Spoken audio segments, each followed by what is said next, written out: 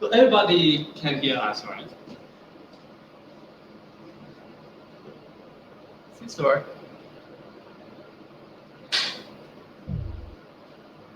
Hooray, hooray. We have. Hooray! Can you also hear us?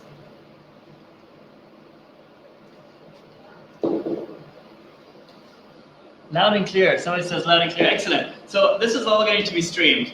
If you do want to jump in, interrupt us, we are prepared for that. Please be civil. We shouldn't tell you this, but there's no way to kick you out, or rather, there's no way to kick anybody out. And so this is a bit like a physical meetup, except in cyberspace. So we're gonna have to be nice to each other, and we have to let other people finish. But we can't just go on and on and on without interruptions, because everybody has something to say. And this is not just like our 90-minute of fame, but this is just us trying to moderate and host a discussion, a meetup, a conversation. The inspiration comes a bit from like 1990s talk shows. I'm fortunately young enough not to remember them too well, but I do remember them from people's stories and from satire and from movies. In the 90s, it was very popular to have a talk show that would go on for all day. All day long. All day long. It would be a radio. Talk radio. Okay. So there'd be a host, kind of like us, usually two hosts. You couldn't see them. You could only hear them. And I'm a translator. And I translate your speech in Cantonese. Can do. And they would talk to each other, and they would have some topics, and they would share. And you could call them. You could call in and say, hey, Leo, I'm interested in what you have to say, and I have my own opinion on this. And of course, the kind of people who would call would be either very, very opinionated people, or they'd be straight up weirdos. Joseph? He would definitely call. If you can hear us, Joseph, please dial in and add your sauce. These formats became wildly popular. People would listen to them on their commute as kind of what happened before the podcast became structured. It's a bit of I think that's a good analogy. Like the podcast is something you stream, it's something you have on demand. It's a little bit more dense in format, and the radio talk show was just endless. It had no end, right? It was like if you worked on a 12-hour shift as a talk show host, then you just have to go on and talk for 12 hours. And we're trying here something in between. We're trying something that has a fixed time. So it's not 7 p.m. until 8:30 today, Hong Kong time, USD +8. So it is fixed in length. We're going to try to condense it a little bit. We're keeping ourselves much more focused than these talk shows would. Much more we're going to talk about Bitcoin mainly. We're going to talk a little bit about the economic crisis, COVID-19, and starting off maybe allowing you a little bit input in what we're trying here. Maybe including your experiences with this website that we're using, Jitsi, your ideas about this format. Maybe you have something to add to our topics. Maybe you want to comment on our outfits. We do sit in front of a lovely ad. I think if I even correct this here a bit, we do have, yes, you see it a bit. We do want to give a shout out to the Genesis blog, because I think for us, having a place with fast internet and good lighting and a bit more space and an appropriate background than we might have at home, makes this much easier for us. 係啊，呢度係灣仔嘅 GB 啦 ，Genesis Blog。咁咧呢度咧就係做緊啲 streaming，我哋係做緊網上嘅比特幣聚會啦。咁因為而家疫情嘅關係咧，就唔可以大家喺酒吧啊或者喺街嗰度咧去做聚會嘅，咁所以咧就轉咗去網上聚會啦。咁喺呢個 chat room 度咧，我哋就用咗一個叫 Jitsi 嘅科技啦。咁就其實就長話短説啦。咁因為咧呢個科技咧就大家都可以喺個平台裏邊嗰度講嘢嘅，我哋咧係踢唔走任何人嘅。咁所以咧就希望大家都自律啦，咁尊重翻大家。有啲人可能會講得比較長啲，亦都可能咧可能會有啲説話上打斷啊嗰啲咁樣。咁即係如果係大家都呢個係第一次嘅，咁希望大家都即係中意呢個安排啦。If you do want to turn on your webcams, if you do want to join in with video, then you're very much welcome to. Steal our spotlight. This is some of the great technological advances we have. If you want to unmute yourself and say something, then please do. There's also always the option to raise your hand. I hope this works and I hope we notice it. And then we come to a pause and let you speak. We'll go over our rules a bit. We do have some rules. So in general, this is public, meaning what we say now is streamed to YouTube. I am also going to post the YouTube link into the Telegram chat. If you don't yet have the Telegram chat link, then we can figure that one out too. It's on the Meetup group. So generally, what we're saying here is public, but some of us may be anonymous, and we think that's quite a fair balance. You don't have to be on the record here with your real name. Some of us might just know from the usernames who we are in real life, and we would want you to respect that and not say it out loud. So please, when you refer to what others say, be mindful that they might not say that with their real name. They might not want to be publicly associated with what they say. And yeah, just don't call them out on that. You might, if they display their screen name, call them out with their screen name. But elsewhere, if you want to reference to previous, you can say the previous speaker. So these are our virtual Chatham House rules, which is a bit of a, yeah, I think a bit of a reinterpretation of what the Chatham House rules mean in original. But we do think it's quite a fair balance. So in short, say whatever you want. Be mindful that this is recorded, and you do not have to associate it with your real name, though. If you fear that your voice could be somewhat recognized, then feel free to type it. Feel free to type it in the Telegram chat. We can read it out for you. If you don't want to join with Jitsi, you can just watch the YouTube feed and comment in the Telegram group. We do want you to contribute. This is not a talk show in the TV sense. This is an interactive forum. There's lots of ways you can do that. You can unmute yourself and join the discussion. You can show your face. You can type in the Jitsi chat. You can type in the Telegram chat. When you're not speaking, when you don't have something to say, then please do mute yourself, just so that the sound and everything is a little bit clear. Yeah, I will reply as soon as possible in the Telegram chat. Right. Mm-hmm. Yeah. So that we do have a webcam here. It's actually turns out to be relatively good, but we have a very short cable, and so our actual computer is a bit far away. But Sam, you look at your phone. I can also look at my phone. Anybody has anything to say about this format, about what we're trying to do? Anybody wants to? Has anybody have like any experiences with these kind of online formats, or with these kind of online meetups? I have in the past. I mean, we've been now under soft lockdown for close to 2 months in a week or something, right? I mean, it's been at times more soft and at other times less soft.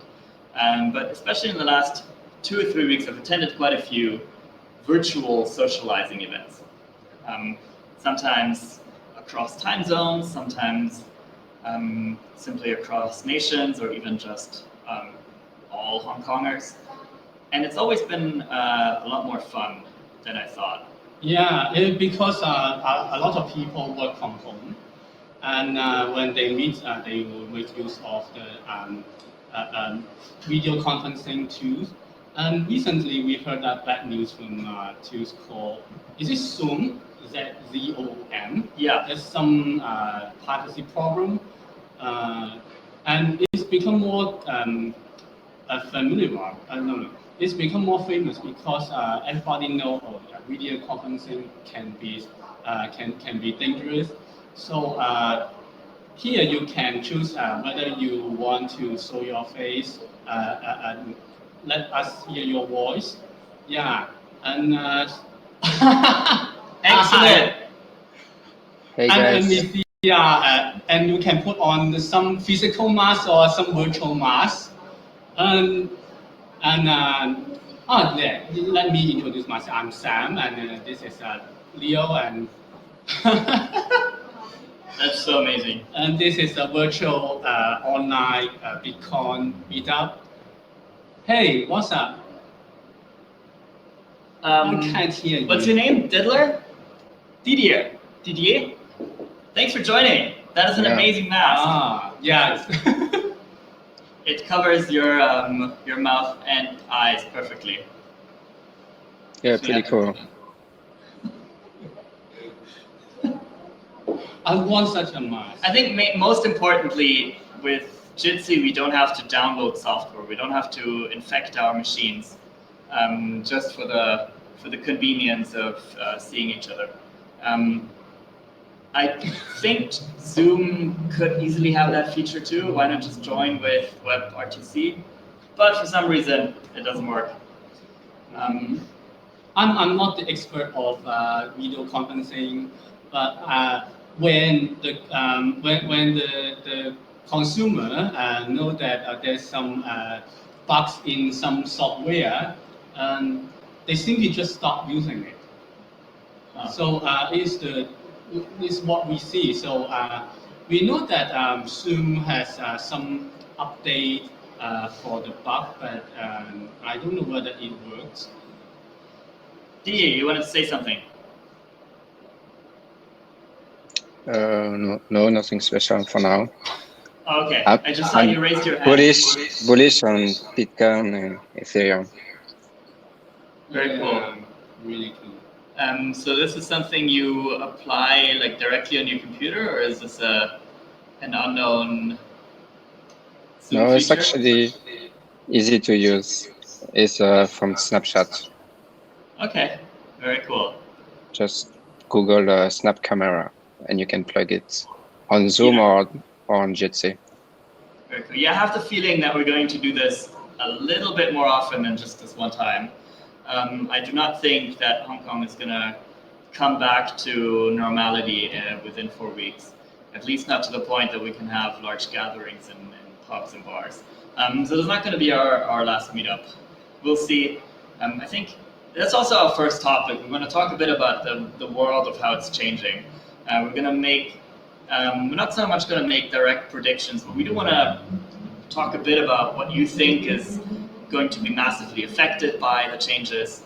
I was chatting with a friend earlier, and the main observation is that we actually don't think most humans are paying a lot of attention to the news or are really that closely tuned in to what's going on in the world, and that's generally quite fine, because we shouldn't have to bother with everything all the time, right?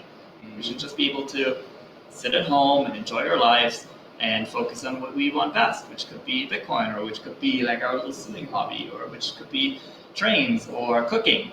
But once in a while, maybe once a decade, there are these events that just shake you up that you can't ignore. And I think for Hong Kong, the 2019 protests were very much an event like that. where people just couldn't ignore it. People just couldn't pretend there's nothing happening outside. And maybe for the first time in years, they had to actually inform themselves about what's going on. They had to have these discussions, and it was kind of forced onto them, right? They couldn't ignore it. And I think, but some really ignore it.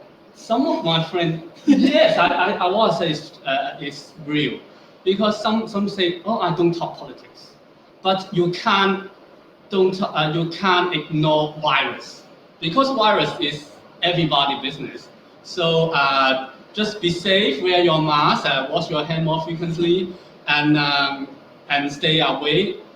No, don't gather more than 4 people, or you will be arrested. So this is really something, as you said, like it's impossible to ignore, and it's also impossible to ignore globally. So everybody's kind of shaken up right now. But that also means that it's a great opportunity for all of us to just change our behavior. And it's not just like washing our hands more regularly, but also just how do we want to live our lives, right? Like I've seen a month ago, like long queues at IKEA of people who suddenly realize that their home is not worth living, right? They get up early in the morning, they commute, they sit at the office, they work overtime, they socialize with friends, they come back home and they sleep. And suddenly they're stuck at home and they have to work from home, and you realize, oh, there's something missing here. I need a better desk, I need a better chair, I actually need stuff to cook. And it's powerful. Somebody really don't get out from this place. Yeah, so they may think happy that, oh, everybody just like me. So how does that change our way we live, right? For 99% of the population? Yeah, I think it does. It makes us maybe want to appreciate our home more. It suddenly makes us want to have a more cozier home. And maybe it also frees up a little bit of time as we don't have to run around, commute. We change our habits, right? Like I haven't really done online shopping in Hong Kong. Especially for the parents. Oh yeah. Some some parents with a job, they need to take extra care for their teeth. So they're really frustrated and tired. Yeah, that's really difficult. I think for parents, it's probably the most difficult of all times. At the same time, I do hear complaints that people don't have enough time spent with their kids. And so that's fixed, right? Plenty of time. Of course, now it's not just your free time that you get to spend with your kids, but you actually have to, worry about homeschooling them, or you have to worry about. What about your domestic helper as well? Maybe she can homeschool the kids, or maybe that. I mean, I'm sure it helps to have help around the house. But it also means that there are quite a lot of people crammed into what is probably a small apartment. I think there's some Italians among us. The apartments in Hong Kong are so small. That's why the quarantine in Hong Kong is actually called quarantini. It's the little quarantine. I do have a friend. She was sent to a quarantine camp. I posted her account on my Twitter. She does share it publicly. So if you want to read what the Hong Kong quarantine camps are like, then feel free to look it up. I think it is quite fascinating. Are you talking about the public housing building? Yeah. Okay, I live in a public housing flat, so it's still just safe for me. Yeah, no, it's kind of the same. It's I don't mean it that way. I think it's just fascinating to see people like really being ripped out of their daily routine and being put into a home that's very unfamiliar to them, and where they now have to spend 14 days, and they can't go out. They can do shopping, they can have it sent to downstairs, and somebody will put it outside of their home. In this case, Bitcoin can't help. Bitcoin cannot help in that case. But as we live our lives more remotely, and maybe I think humanity is going to distance itself a bit from each other. And that's kind of reverses a couple of trends that we've been seeing over the last 20 years, where people actually moved slower in together. Like places got more dense, like urbanization was a big theme in the last few decades. Even in developed nations, it became very hip again for young people to move into the cities and to, when they start a family, to actually start a family in the cities. So it is the systematic risk we see in this globalization world, because the development of this globalization world just put the people close as possible together and let the tycoon, the property tycoon, to earn the maximum profit. So now the problem happens because no one have put any effort to maintain this globalization system, and when the virus had outbreak in some countries, we can't get rid of it because we're closely together and every place was really packed, and so the virus spread really fast. Yeah, so maybe people of the future want to move again to the countryside.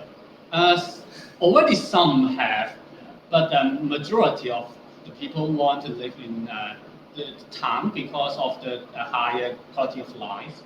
Yeah, but if we think about Hong Kong, then there are lots of nice places to live. For example, the southern Lantau, that's actually a really neat area. Or Pengzao, or Lama Island, and Sai Kung, maybe even like the Lola for the witch. Also like the green areas of Tai Po, like towards Clover Cove. But living there is very inconvenient. Yes, because so people would say, oh, this for the rich, because it's so inconvenient for an average person to live there with their job. So yes, it's good, but they need to sacrifice much more. Yeah. So an apartment on Pengzao might be quite cheap. Not compared to cheap in Hong Kong. No, like compared to living in Sha Kee Wan, or compared to living in Kowloon. But not compared with some big city in the world. Oh yeah, of course. No. But compared to Hong Kong. So if I live on Kowloon, so if I wanted to now move to southern Lantau, then I could find some very affordable places there. And there are actually quite a few ghost towns on Lantau too, like Sha Lo Wan, like it's quite opposite of the airport. Used to be a very noisy place, and you can get a house there for almost nothing, because it's just so inconvenient. There's barely a road going there. You have to take a ferry. So surprised you know so many places. Some places, as I'm a local, and I don't know. Well, I mainly know it from hiking because it's a very nice hiking path. Yeah. You go from Tong Chong to Tai O, you can pass Sha Lo Wan. And now it's a super lovely place because there are no more flights anymore. So you don't even get woken up from the plane noises. And some complain because of the COVID-19, the people rush to the hiking trail. yeah. So yeah, it is a bit more crowded now. But if you don't have to commute, and if it's perfectly acceptable to just stay at home and do your work from there, then these places are really nice. You have the birds chirping outside, and it's not like people are going that much hiking during the week. And you might have to figure out how to get supplies to your place, but you might also have the luxury of growing your own bananas. And there's some great rice fields around Tai O. In Hong Kong, you need not to grant a license to grow banana. Yeah, so but the main problem is the fertilizer is extremely expensive. Well, food security. Do you fear food shortages? Have you hoarded some food yet? Not yet, but my parents had. And for me, I just go out to eat. I don't believe Hong Kong will have a shortage of food. So when I feel hungry, I just go out to buy some takeout or even eat inside the restaurant because nearly nobody inside. Yeah, I bought myself a lot of pasta. Pasta, yeah, you are Italian. But I like pasta too. Because it seems a bit more difficult to get nowadays. I think it's just other people which is ironic. Remember in January, February, people were joking that all you can get in the supermarket is Western food. Remember there was a song singing to Alanis Morissette. It somehow reflects the truth that people used to think, oh, this is some Asian thing. What I said is a virus. The virus is somehow Asian thing, but it's not, because virus don't distinguish your races, so they can spread all over the world.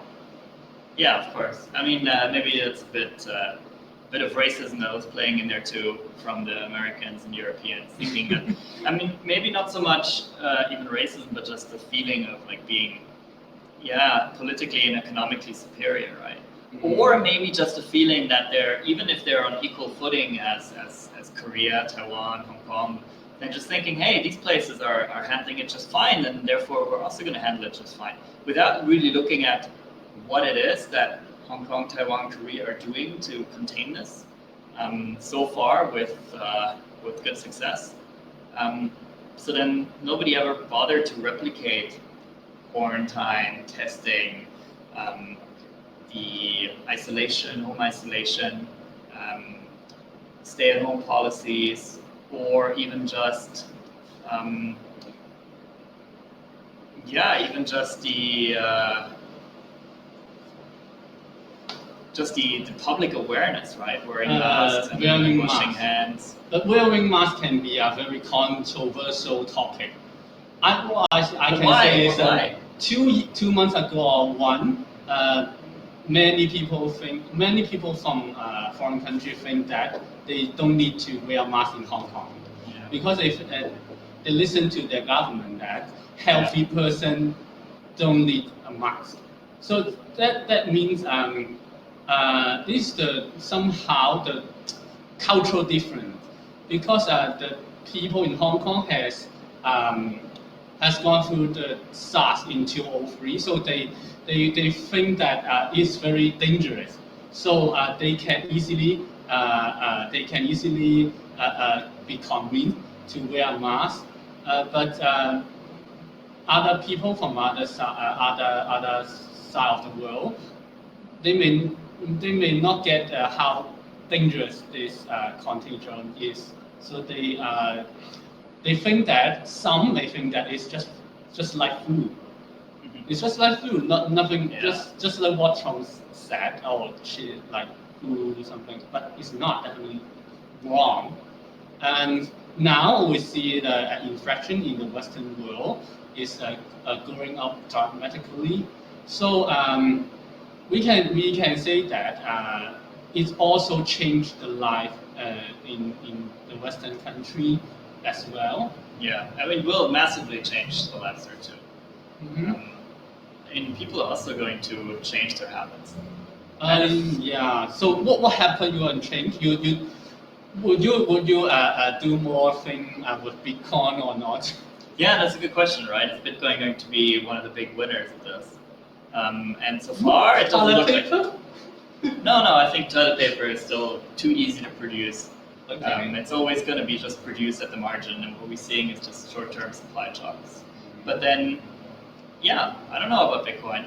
So far, it hasn't really proven itself to be like a massive, safe haven. People haven't really sold all their assets for Bitcoin. They might have done the opposite. They might have sold Bitcoin to For their currency. Yeah, to cover their margin call. Exactly, to cover their stupid bets in other markets.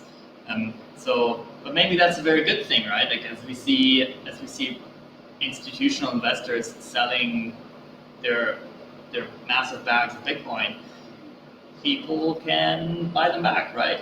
The people can buy them back. I've definitely put some of my money into Bitcoin. And me also, and yeah, I bought some in Genesis blog, yeah.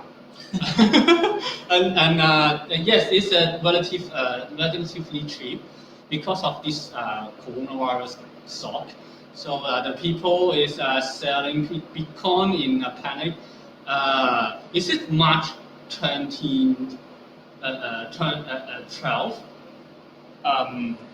Yeah, 12th of March. I remember that day because it's dropped at the Bitcoin price dropped as low as 3,800. So it's very scary. Hooray, more guests! More guests. Is this a monologue or like a meetup? Hello. Hello, anonymous guest. How do you feel these days?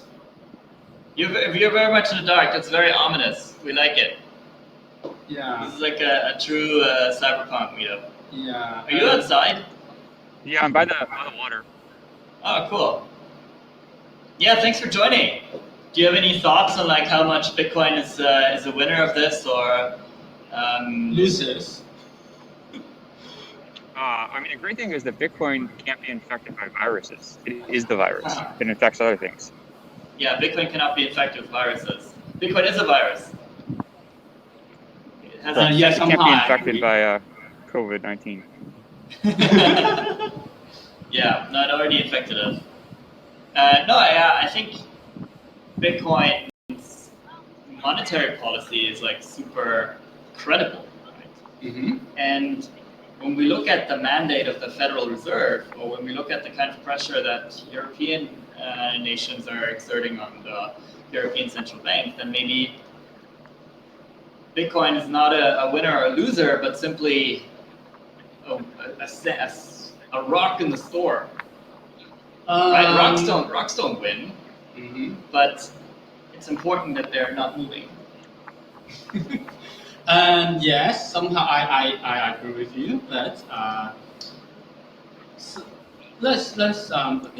it's a matter of how to determine success.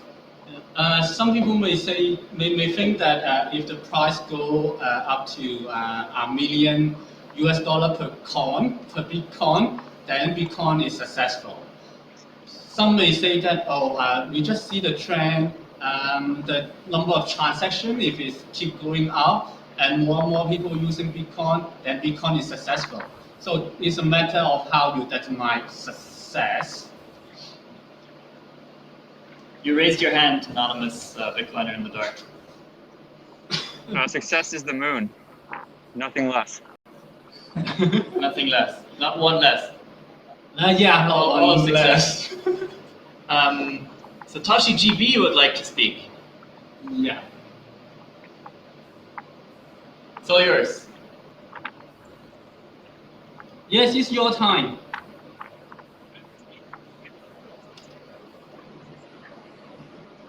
Bitcoin halving predictions. So we do actually want to talk about the Bitcoin halving a bit. We do have set that as a separate topic, but let's just come to the halving right now. Bitcoin halving predictions. I think the block reward is going to be roughly around 6.25 Bitcoin per block. Mm-hmm. I think it's going to be activated around the 610,000. So are you mining Bitcoin? I'm not mining Bitcoin. No. Okay, I'm not too. But you are mining something. Yeah. I'm mining other things because I'm a hobby miner. I run my mining to mine some altcoins and exchange it to Bitcoin. And so then... And lose some electric fees. So I'm just a hobby miner. Well, we've just got a big subsidy from the government, right? Electricity is not cheap. Yeah. We have a new person joining us. Hi, hello.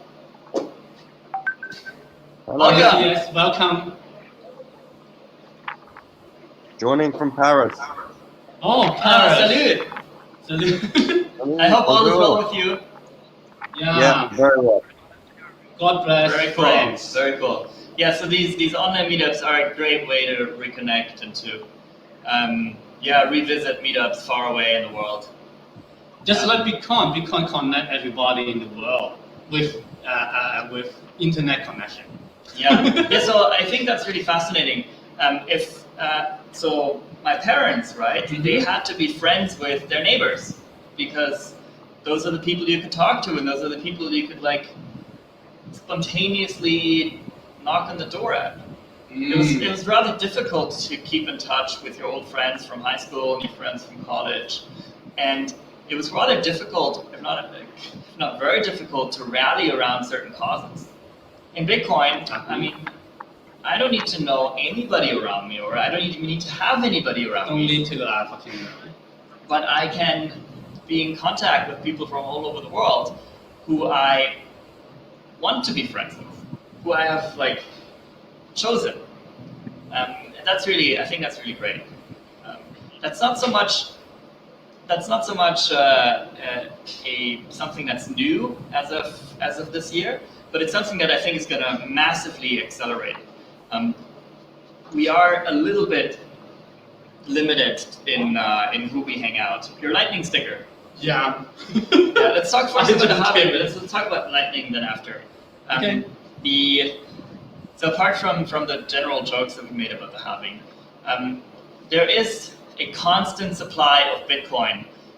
Every day, 144 blocks are mined, right? Yeah, so it's 6 times 24. So 144 blocks are mined every day, and as of today, they contain 12.5 Bitcoins each.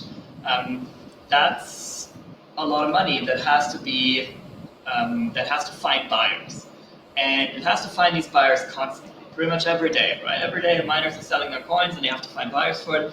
And if they don't find buyers for it, they have to lower their price. And so, Bitcoin needs. Well, we can make this calculation as of today, right? The price changes all the time. So we have 144 blocks times 12.5 Bitcoin times the price of 6,600. That's 11 million US dollars that needs to come into the Bitcoin world every day just to keep the price stable.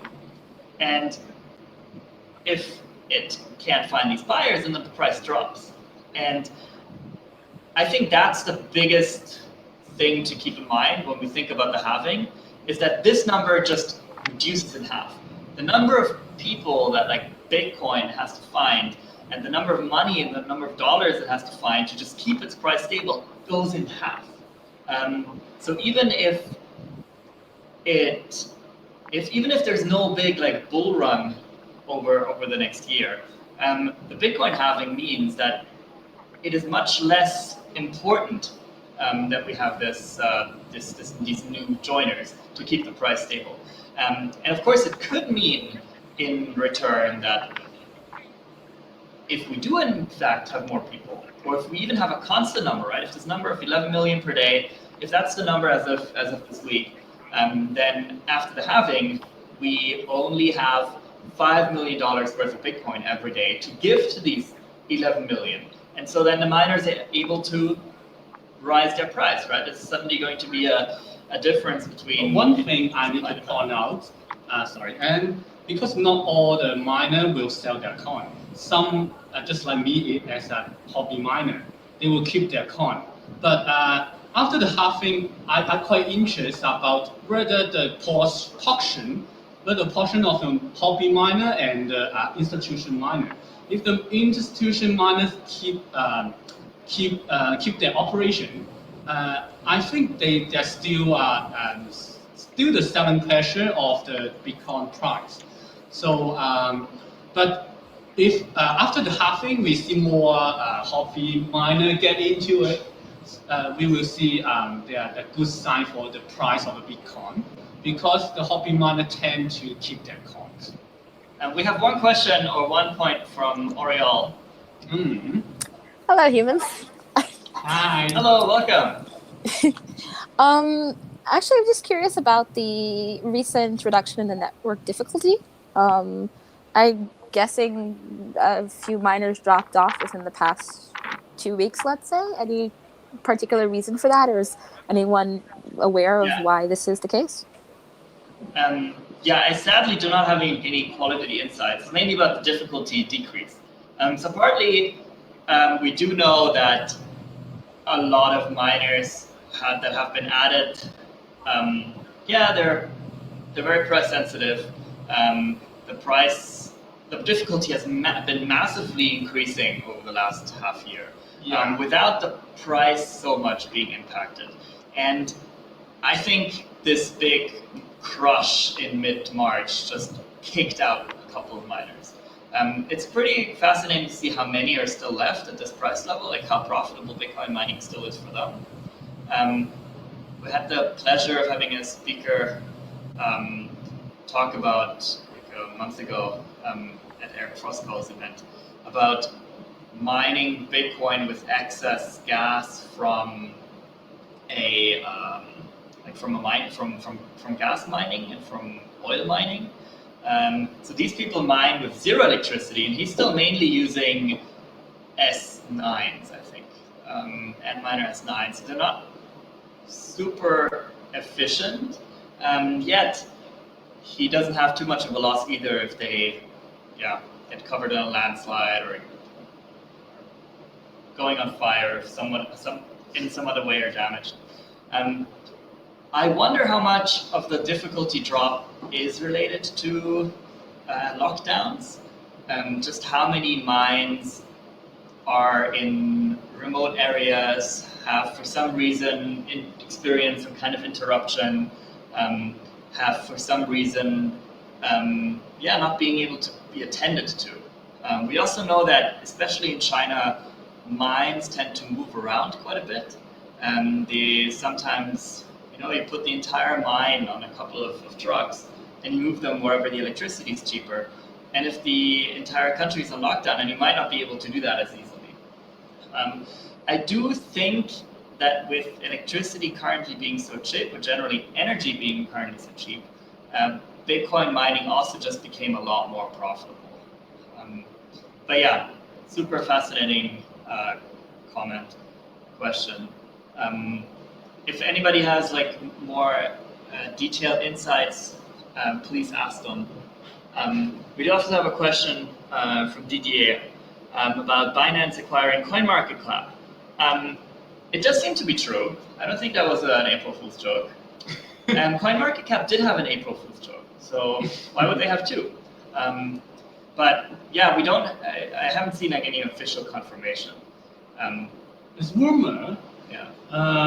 But people will feel this cheerful because they want to see some merge or some development in this already depressed crypto market.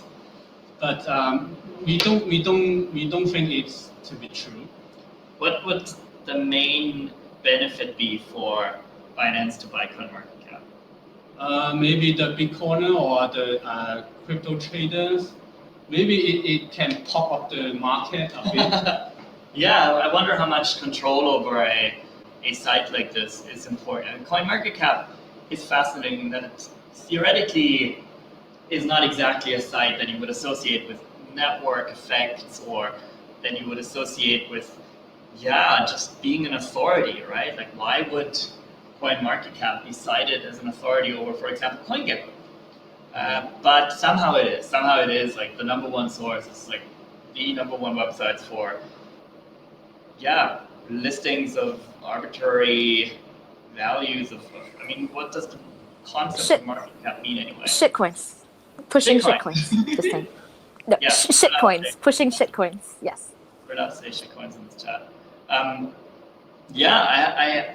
mean, the joke was that Binance paid allegedly $400 million for a website that lists HitBTC as the most liquid exchange. I don't know if any representatives from HitBTC are present, but HitBTC, I haven't come across a lot of like good reviews.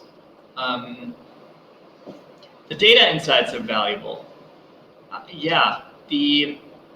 That's probably true, and the fact that CoinMarketCap has been around for so long probably does make them a lot more valuable than their competitors, because they do have interesting data. But I don't know how much that would be valuable beyond just an academic insight, or how much that would be valuable beyond just like. Is it just a brand name? Maybe brand name has some value, but is it worth 400 million? Not 400 million. US? Yeah, 400 million US. Oh my gosh. I mean, it's a website. I mean, the site has been doing very well. You can work our website better than CMC. Yeah. So of course, I think we can say this. The allegation is always that sites like CoinMarketCap can be used to manipulate markets. Mm-hmm. That the fact that everybody thinks the value of CoinMarketCap as a metric is so important also makes it very important to control this metric. It makes it very important of who is listed first, right? Yes. Like, especially for the S-Con. And for how these market caps are calculated, there's a lot of controversy around that, right? CoinMarketCap gets criticized a lot for adding certain exchanges, removing certain exchanges. For example, BitMEX is not listed as a very liquid exchange. Of course, BitMEX would very much beg to differ. And yet HitBTC somehow is, and then there's these zero fee exchanges, and then they have their liquidity kind of like, removed from the metric. Then there are the close to zero fee exchanges, somehow that's different. So if I owned CoinMarketCap, then probably because I wanted to profit from these coins. Not so much because I would want the data or because and I have a conspiracy theory that the people want to control the famous market reporter site. They want to produce a king of cryptocurrency. If they can manipulate a coin enough, they can have a bigger market capital than Bitcoin one day. So it's just my guess. Yes, somebody mentioned that HitBTC is a scam exchange, and I use some of their service. I've heard very similar claims. We've also been HitBTC pretends to be Hong Kong, right?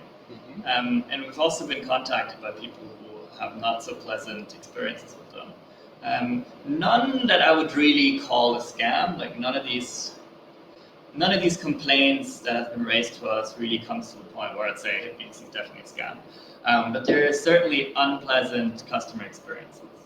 Mm-hmm. And then, if you're new in this field, and everybody mentions CoinMarketCap, including like Reuters, New York Times, Bloomberg, right? They all quote CoinMarketCap data. And you go to the site and you look at what's the most liquid place, then you as a trader might actually be inclined to go to HitBTC over, for example, BitMEX. And I feel that in Bitcoin, the number of people who have actually been like in touch with it, contact with it, have been using it, is relatively small to the total amount of total population. And so people do seem to be a lot easier to scam because they don't have this network, right? They might think, oh, Bitcoin, how do I engage with this? Then they make a Google search, and Google is full of scam ads. And then they might look for news publications on this field, and 90% of them are clickbait, and filled with scam advertisements. And so then you never actually come to the point where you have the ability to find a meetup. How do you know the meetup is reputable, right? Like there's about 200, 300 meetup groups in Hong Kong, and you can rank them by how active they are, right? Less reputable meetups are definitely less active. But that doesn't help you in a time like summer 2017 when there would be like 3 meetups a day. We did have a question from A about whether I'm a bull or a bear and whether I'm trading. So I'm not trading Bitcoin. I do have a BitMEX account, I think. I think I took part in their like beta trading challenge, but I don't know if that's even accessible anymore since I'm in Hong Kong. I do not have any money in there for sure, and I have not won or lost a single Satoshi. So I'm not trading Bitcoin. I'm not even using an exchange to buy Bitcoin, but I'm very much acquiring Bitcoin right now. And partly that is because there's not many other options for me. Right? So if I do work and I have income, then maybe normally I would spend this income on drinks at a Bitcoin meetup, or travel, or or dining out, things like this. And for me, it's similar. It's similar for me, and drink and some grocery and some friends splitting bills. Yeah. But I don't buy Bitcoin from exchange as well. And I buy Bitcoin from ATM machine, from the crypto friends, and just like that. So this year in March, I find myself in a situation that I have more time, so I can actually do more work. I have no ability to travel. I have little ability to go out and dine out. There's very little like other paid entertainment, right? Like I can't. There's no more concerts, right? There's no more theater. I can't just spend 300 Hong Kong dollars on a concert ticket. And so you spend less Bitcoin And so these few months. I spend less money, and I then am left with the choice of like what to do. And of course, I want to save this up, right? These are uncertain times. I am uncertain about all our future, about the future of Hong Kong, the future of humanity. But how do I actually save that up in a meaningful way?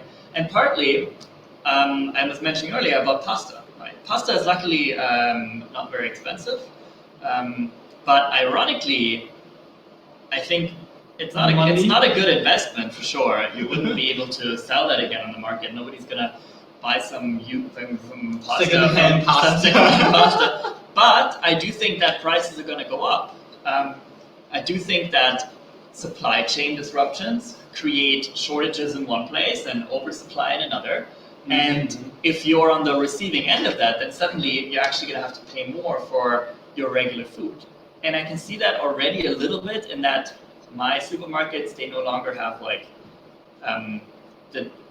usually the supermarket has a fixed price for something, and then it's always discounted. Mm-hmm. Like that's kind of how Hong Kong supermarkets play. And now the price is back to the regular price. So for a lot of these products, there are no more 2-for-1 deals. And so it is the real price. Yeah. So in a way, prices have already risen, even if just from a statistical perspective, all that's happened is the discounts disappeared. But in what I pay at the bill at the till is more. And so then, do I invest in pasta? No. But do I think pasta is going to get a lot more expensive, and I can get a good deal right now by hoarding? Then yes, for sure. And rice as well. There's some news from Thailand and Vietnam. Yeah. They will they project a less yield of rice, so they may control the export of rice. And then anything that's left, right, after rent, so my rent is the same. My food, my dining and entertainment expenses go close to zero. My travel expenses go to zero.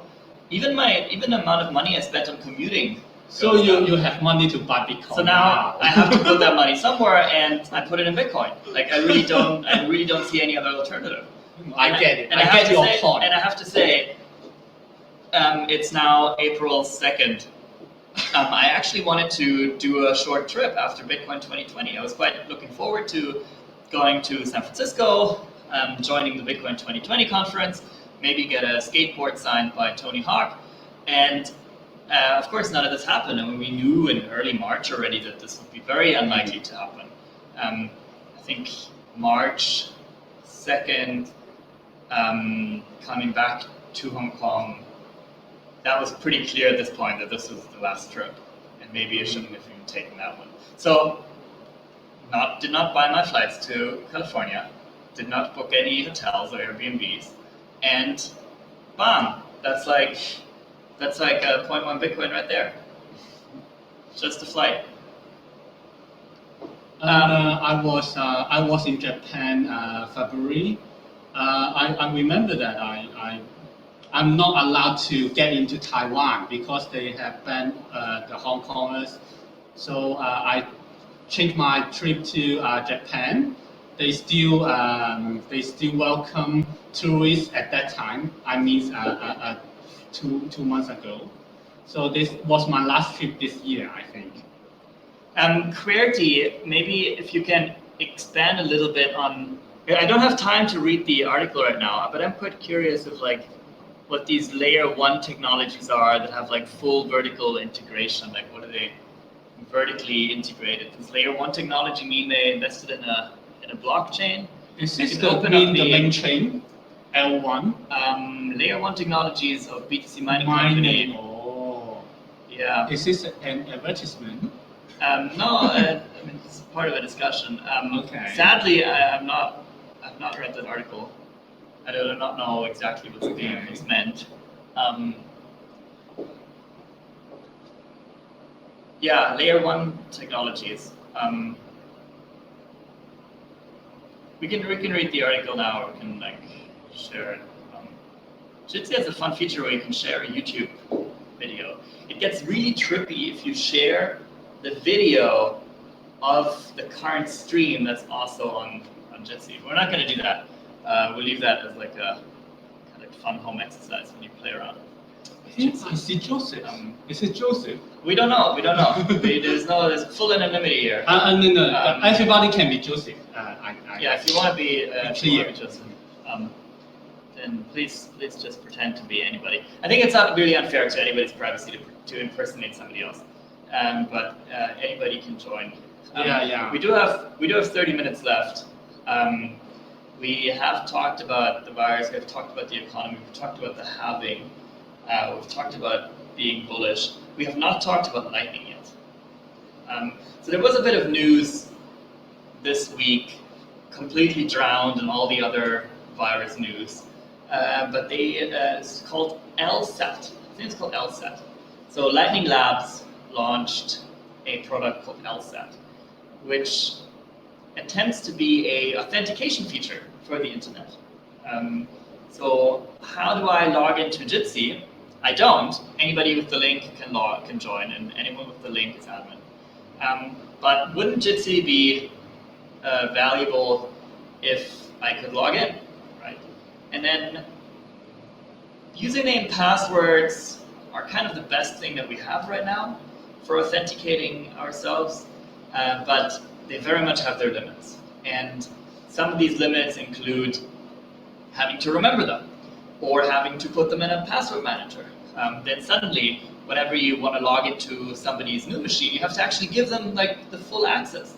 If I go to a Bitcoin ATM, then that Bitcoin ATM doesn't really have like a useful way for me to log in, because I'm not going to enter my password into some random ATM. I think it's rather insane that when we withdraw cash from like a bank ATM, that we actually have to put in our PIN number. And it does go wrong all the time, right? Like our cards get phished, they get skimmed. Now, It's the topic of KYC. no, I think it's more the topic of authentication, right? Not necessarily that we need to like prove who we are, but just not in the real world, right? It's not about us having to like enter our Hong Kong ID card into the ATM, but just about saying, hey, I'm a repeat customer, I get bulk discounts, or I want to make use of certain authentication features, or for example, I want to simply deposit money into my regular account, and then if I could log in with like a Lightning payment or kind of like a Lightning PIN, I do think that could be very useful. I think the kind of user experience that Lightning gives me is, it's actually quite astonishing. Like from all these talk that we have about bad user experiences, I do think Lightning sticks out as a very positive example. So let's think of the user experience of approaching a slot machine, right? Like a slot machine, easy to think of because it's a very primitive trade. I approach the machine, I throw in a coin, I pull the lever, and then either I get nothing out or I get like a couple of more coins out. And that's a relatively good user experience because you don't need to do anything, right? Like it has like one button, and that's a button where you pull the lever. Other than that, it has like cash in and cash out. And now a website, the user experience of a website is rather poor. You have to go to the website, you have to click on login, you have to enter your password, your username, then you have to deposit money into that account, and you have to like withdraw it again, you have to play in between. And I do think that Lightning allows me to skip a lot of this, right? With Lightning, my node can simply make the payment, and as it's right now, I still have to kind of request the payment. But ideally, whatever digital slot machine I approach could just put the money into my node.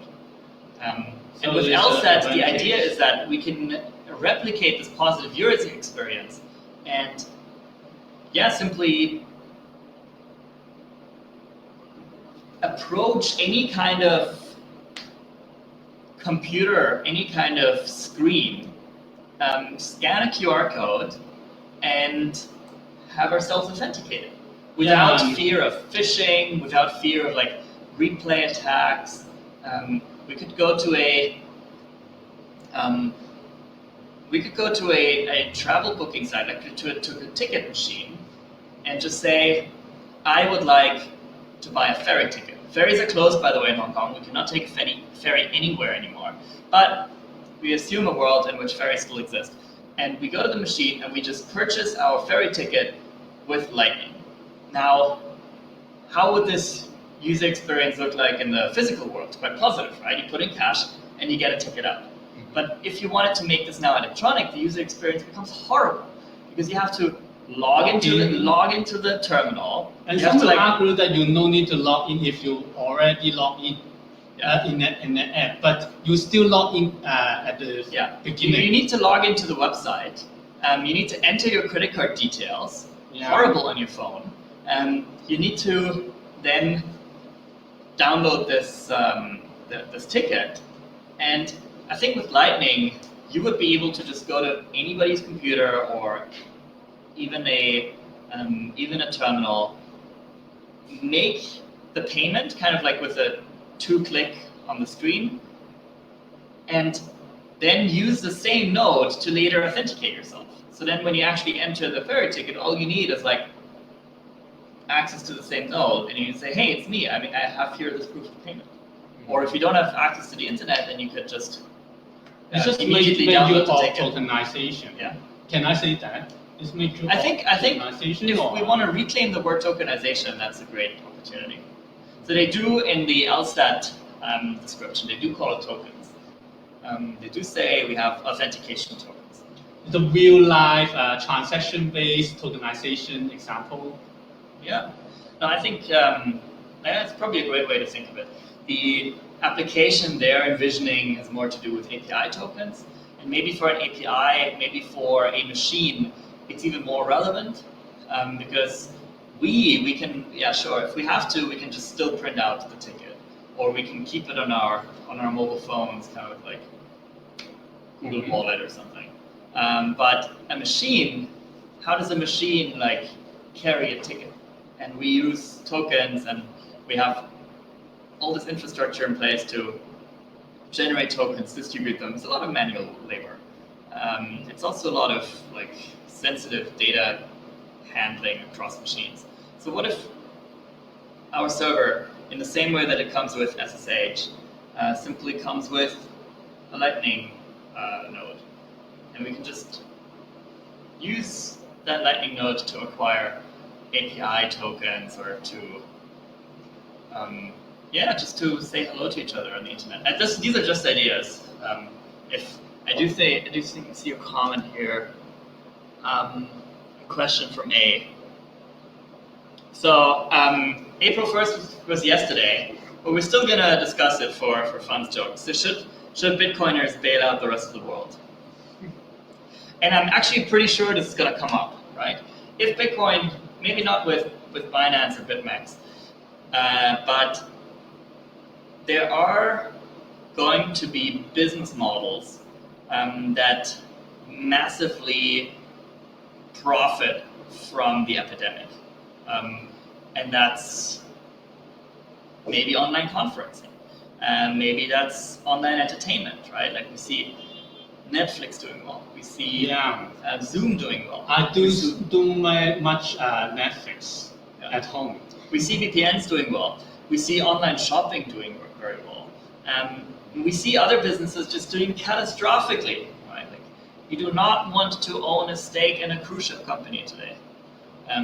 You do not want to have to worry about owning airplanes, right? Like, I've been thinking about a lot of this, like airlines are very low capital intensive businesses because everything is rented or leased and everything is short-term contracts. And so airlines, they scale very quickly. You see airlines like Jetstar Asia being able to go from 1 plane to like 200 planes within a few years. But they actually don't own any of these planes. They lease them. They merely cover them with their logo. They don't really have long-term contracts with their staff either. They hire and fire flight attendants and pilots. They rent the slots from the airports, and so then who actually carries the risk, right? Like airlines are able to scale down very easily. I'm not too pessimistic about the airline industry. Some brands are for sure gonna disappear, but these airlines right now, they're able to free themselves from a lot of liabilities as others free themselves of their revenue. But the people or the investors who are really losing out here is the people who own the airports, who own the airplanes, right? Who own these like big leasing companies, and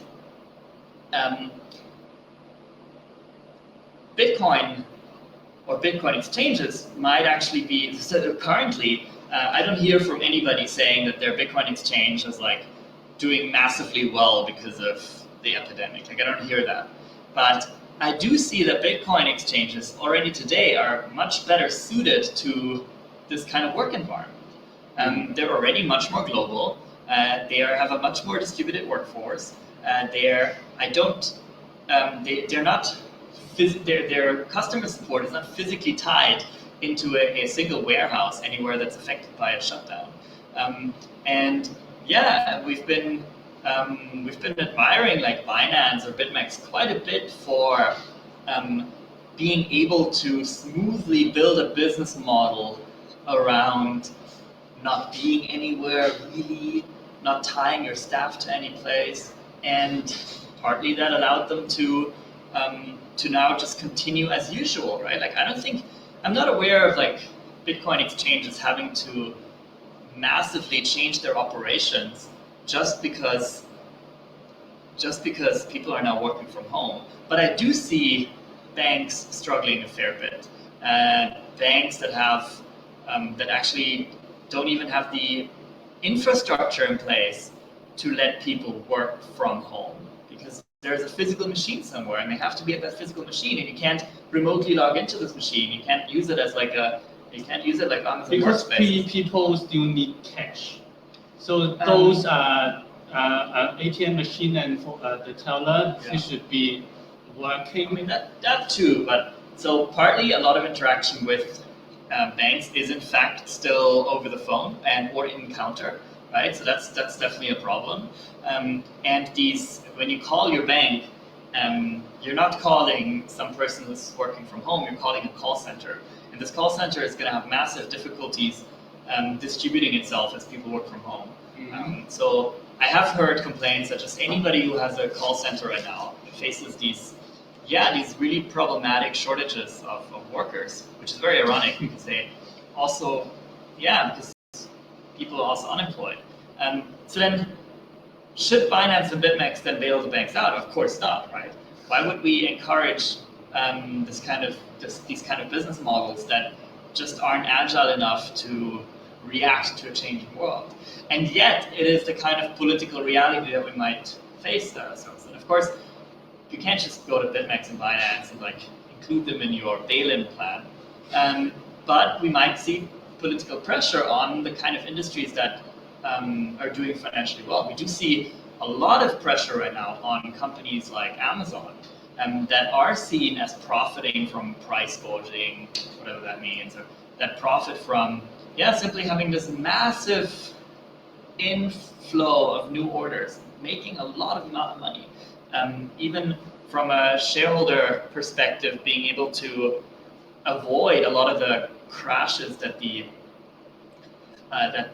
rest of the markets have seen. And then, Jeff Bezos is personally under fire for making money. And if now we see governments trying to bail out people by printing money, if we now see governments going to their banks and say, we guarantee all loans, whatever, if somebody makes a loan, then just give them that money, right? So we have massive credit expansion. And at the same time, these governments go to the Federal Reserve and say, here's 20 cents, please print us $1 trillion coin that we're going to put in our balance sheet as an asset and distribute to the people. Then that will lead to inflation, it will lead to prices going up. And these prices are not going to be controlled by printing even more money. But we're going to see, depending on how well these politicians and central banks can contain themselves, we're just going to see 10, 50,000, 10 million% inflation over the next few years. Yes. And maybe the inflation will not very severe right now because of the destruction of the economic activity. So you may see the flow of the money is very slow. But after the pandemic gone, it will be hyperinflation for sure. Yeah, we might see some kind of financial crisis after the economic crisis. Yes. And that means that in that case, I don't know if Bitcoin is necessarily going to do well, but Bitcoin is definitely going to keep its purchasing power much better than the US dollar is. And then in that case, Bitcoiners are going to be seen as profiting from this, right? And without doing anything, like whatever Bitcoin they hold, it's just going up and up and up in value. The term profit is in terms of fiat money, not Bitcoin. Bitcoin can't generate any profit. Yes. But people are going to see it as Bitcoiners getting rich. And relatively. that might actually be, right? Like not necessarily like super rich, but how much pasta can you buy today with 100,000 satoshis? How much pasta can you buy in 2 years with 100,000 satoshis? And then maybe if we measure the value of Bitcoin in physical goods, then maybe Bitcoin holds its purchasing power much better than the US dollar for sure, but maybe it actually increases in purchasing power as people just try to realize what's going on and scramble the rest of their US dollars to get in before the rocket ship leaves for the moon. And in that case, we've come like a long way now. We might see a lot of pressure on Bitcoiners. Partly blame, as in you've been profiting from this. So much bad things happened to me. I lost my job. The economy is bad, and you did well. So therefore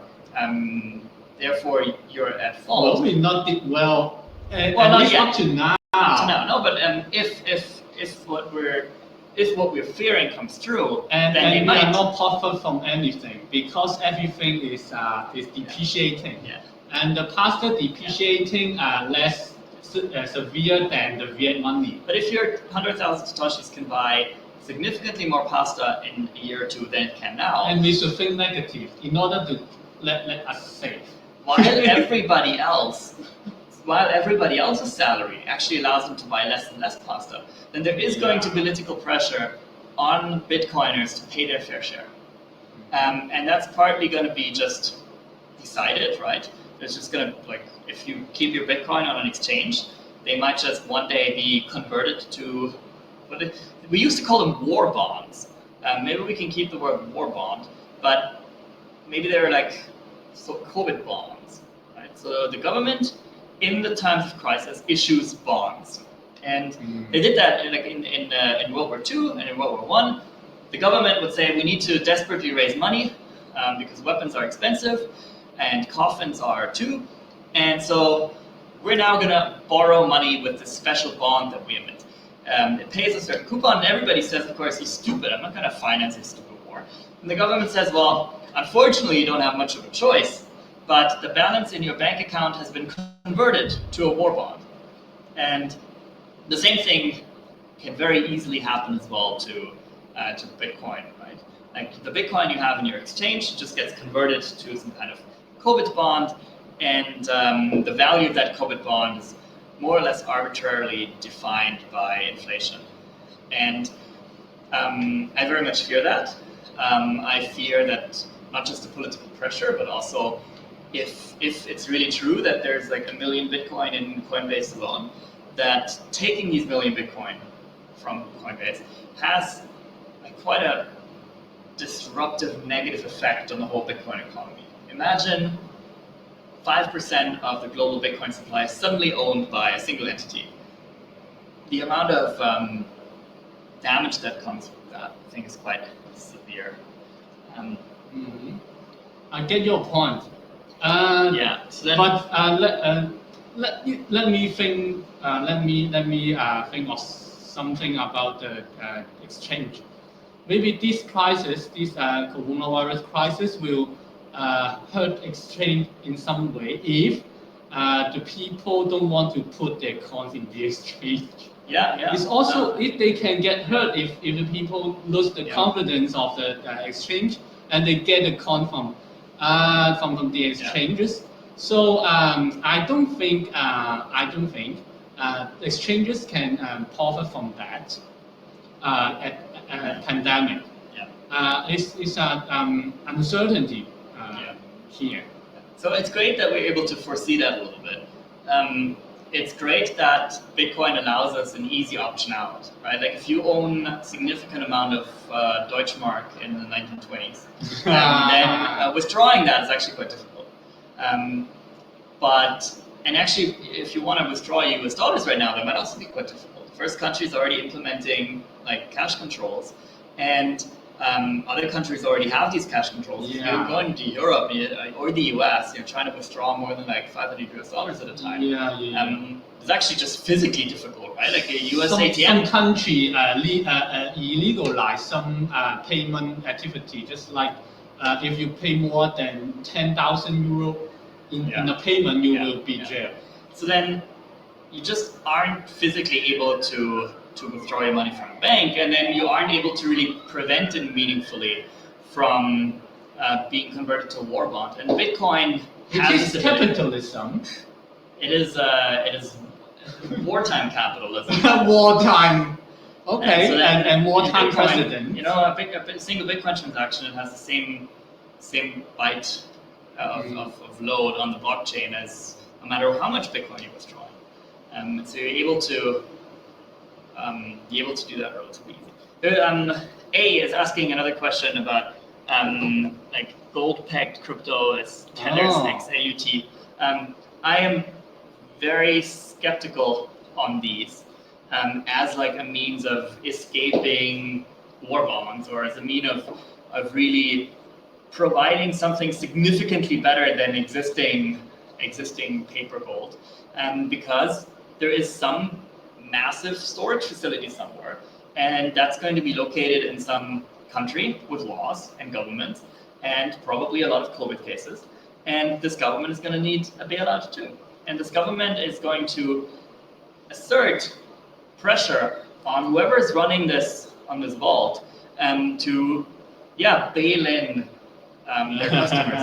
And I do think that this risk is much higher for cryptocurrency tokens because they're regularly untested. They're seen as an easy prey. They're seen as it's much easier to justify your anti-money laundering agenda if you're going against a gold-pegged crypto token and then going against some old established gold fund. I do think these are going to be the first ones. And such a token, just like STO, I think, it should be a security token. So it is quite different from Bitcoin, I think. Yeah. So then I think the great thing about Bitcoin is that it's not backed by anything. And because it's not backed by anything, it sounds like it's a lack of feature, right? It sounds like it's missing something, but the fact that it's not backed by anything means that nobody can take backing away. And the value of tethers and the value of gold-backed stablecoins purely depends on the bank account that is in the background, or it's backed by physical gold somewhere. And the second you take that physical gold away because you blow it up, or you lose the keys, or have an army invaded, or have a revolution, or simply an election, then that kind of becomes worthless, and the token in your pocket, no matter how well secure it, right? Like the idea is to back by math. Like they're not really backed by math. It's just that the blockchain provides some kind of accounting system to keep a record of who owns what. But the physical gold still are there somewhere. And so one word, centralized. They have a central point of failure, yeah. And then now, of course, is the blockchain a good accounting mechanism, or is it a superior accounting mechanism? And that might actually be, right? Like in some cases, so I talked about the downside of crypto tokens as being in a regulatory difficult place that might make them easier targets for courts, for lawsuits, for governments. But what they have going for themselves is that it's much easier to audit that token. It's much easier to, like if you have paper gold, then essentially somebody has a spreadsheet with who owns which piece of gold. And if they lose that spreadsheet, then like, yeah, good luck getting gold back. But in crypto token, that spreadsheet is kind of distributed. But then, of course, that is only the cryptocurrency side, right? Like the token itself is very easy to audit, but the gold is very difficult to audit. And eventually, you're still stuck with some kind of central authority just telling you how much gold there is, right? Everybody can check how many tokens there are around, but you still rely on a central authority to tell you how much gold. But some may argue that just like Bitfinex, they have lost $800 million in crypto. Yeah. So what's the problem with the exchange? Is it the problem of Bitcoin or exchange? In this case, it's a problem of exchange, I believe. In Bitcoin, the beautiful thing about Bitcoin is there is nothing to audit. Like there is nothing to trust. Like it's purely an accounting mechanism, and it's a very arbitrary one. I think it can be audited, but the way to audit is quite different in the real world. You can audit. You can look at the transaction. You can make sure that no extra cons appear suddenly. Yeah, but kind of just reconciliation, but not maybe not the audit. great thing is it doesn't exist in the real world. Now this is also kind of the silver lining on the horizon, right? Is that there might be a lot of political pressure to bail in anybody. Like the state is going to come for any kind of asset you have. Anything is now it's wartime. Anything is up for grabs. Anything is easy to change. There are no more principles. There are no more established like long-term legal guidelines. It's going to be very hard to fight this. If the state comes and says your warehouse is now a field hospital and that's the way it is. If you want to, it's law. Yeah. Rule by law. Rule of law. Yes. Well, it's more in this case more like rule by decree, and there is. I mean, if you look at European or U.S. press or just public sentiment, there is a lot of desire for do something now, like act now. You have to do something, and that is partly very justified, right? A lot of these governments are not doing enough, but partly it's also just people think that now is the time to socialize property, or now is the time to get rid of tycoon coal, or tycoons, yeah. And so then that makes it very dangerous, but at the same time, Bitcoin is kind of designed for that. And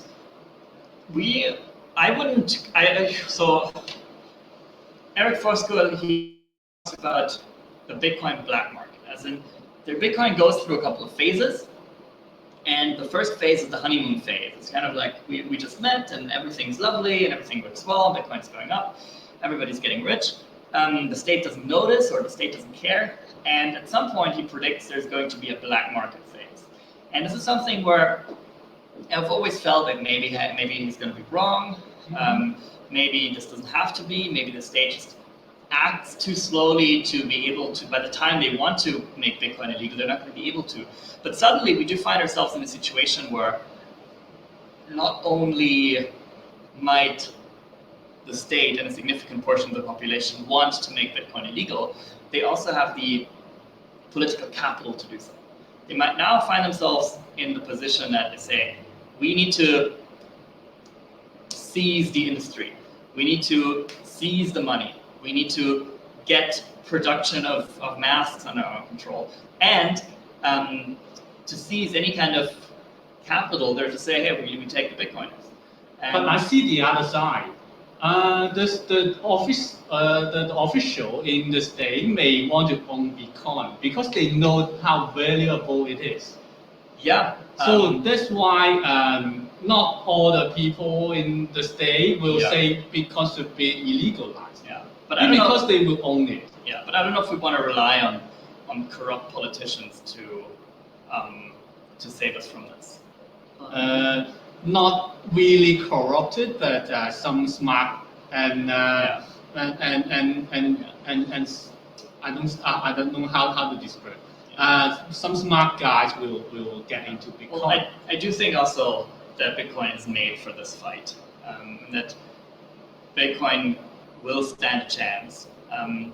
Maybe some exchanges like Coinbase are going to be an easy target, where the state can simply come in and say, you have 1 million Bitcoin in your book, give them to us.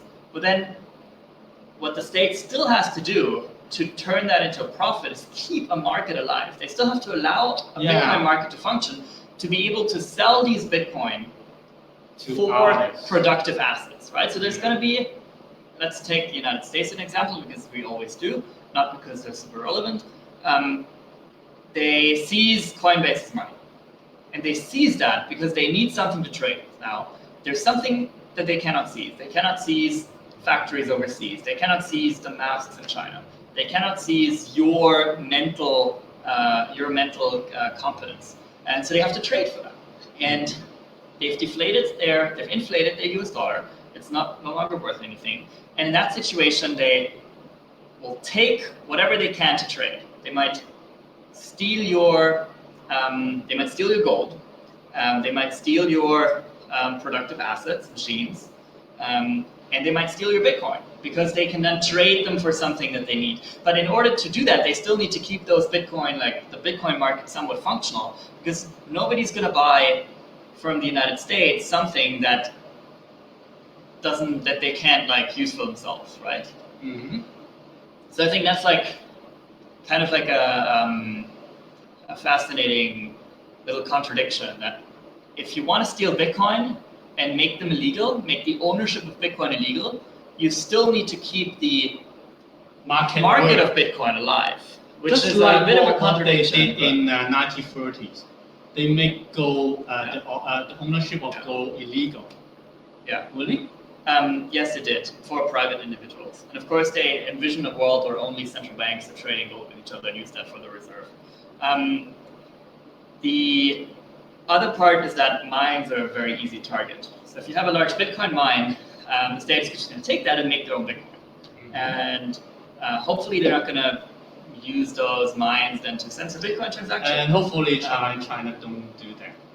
Yeah, but I think Bitcoin is also going to be able to survive in a situation like this. Mm-hmm. So if you do have any final comments, it's almost 8:30 p.m. in Hong Kong. Meaning that if you want to say something, even if it is just hi, or if you want to give some feedback, then we do have 2 more minutes. Any questions? We have not scared away all of you yet, or we have not scared away all of you into the YouTube channel. The Telegram group is going to be open for a few more hours. We have actually no idea what to do with that. Like we can nuke it. Or we could just keep it alive for the next meetup. And let me check the messages. Yeah, I promise I will answer. Post your feedback in there. I'm pretty confident we'll have to or want to do something like this again. I'm going to end the live feed here once YouTube lets me in. Yeah. Thanks you all for listening. Thank you all for contributing, for asking questions. We will see you again in the future. Yeah. Thanks all for watching. This is still recorded. Bye. Bye.